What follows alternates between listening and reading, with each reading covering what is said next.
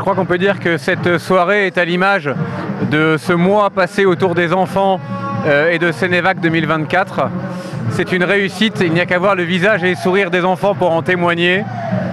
Nous, ce que nous retenons, c'est la simplicité avec laquelle Cenevac nous a proposé d'être parrain cette année. C'est avec grand plaisir que nous avons accepté d'ouvrir notre quartier pour proposer aux enfants nos infrastructures sportives, de proposer notre accompagnement dans l'ensemble des activités de ce mois.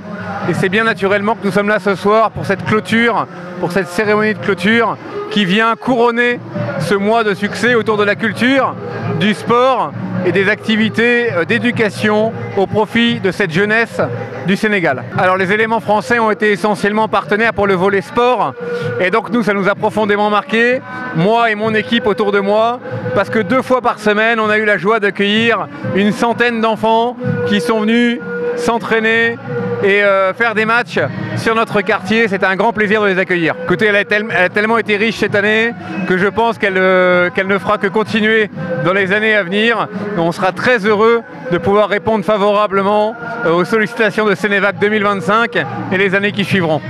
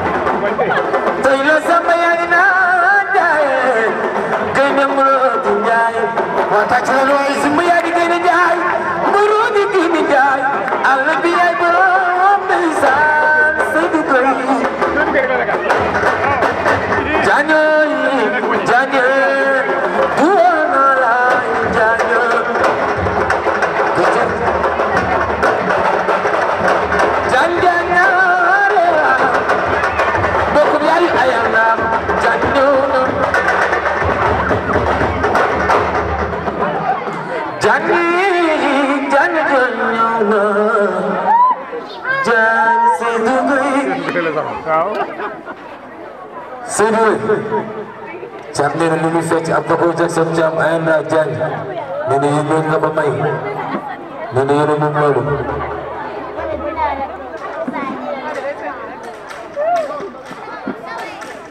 Demba Jum Samba. Monsieur le ministre Seydou Gueye.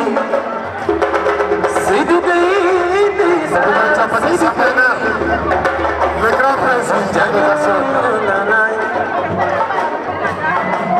ay waay ku la faale mani ma lay faale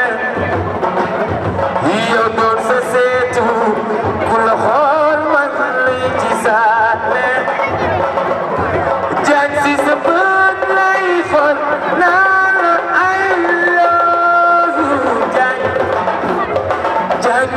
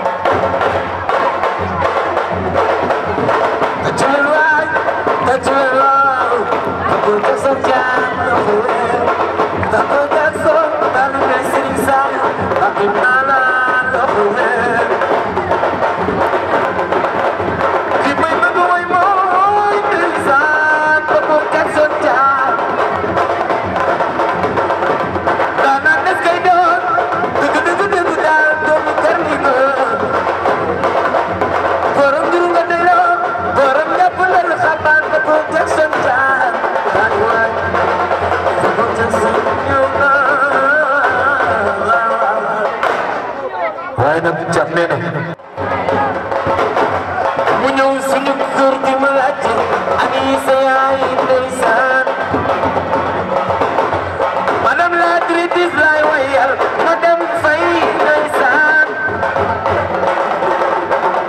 Caca. Sambay may rikola, no ma diri si te lay doyado.